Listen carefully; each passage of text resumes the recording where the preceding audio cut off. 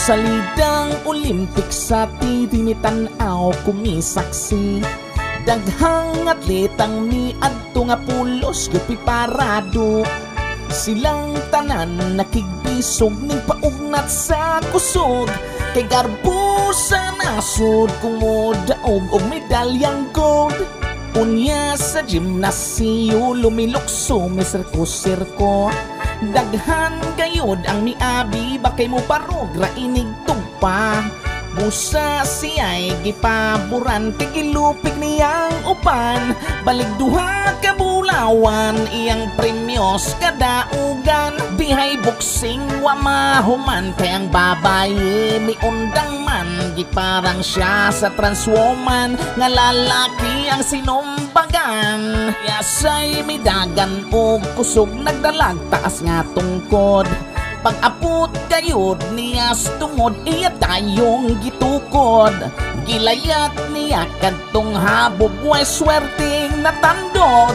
Ang gipabag na hulog kay ning sabot sa iyang itlog.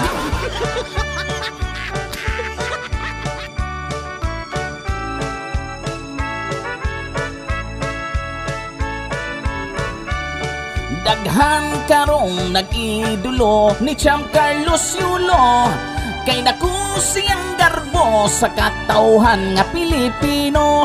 Daghang kabataan ron sa gymnast gustong makat-on. Nangandoy magmadaugon makamedalya sa pohon. Gumikas siyang pagkakampyon daghan ng misuon. Nagpraktis, nagsirko, palintong haskang idaran karon.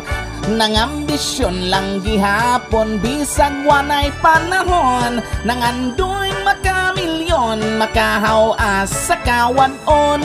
Kung gustong maka 10 milyon, sige buloy pangitaon. Yeah! Ikara inday, oh oh oh. Ang gusto kong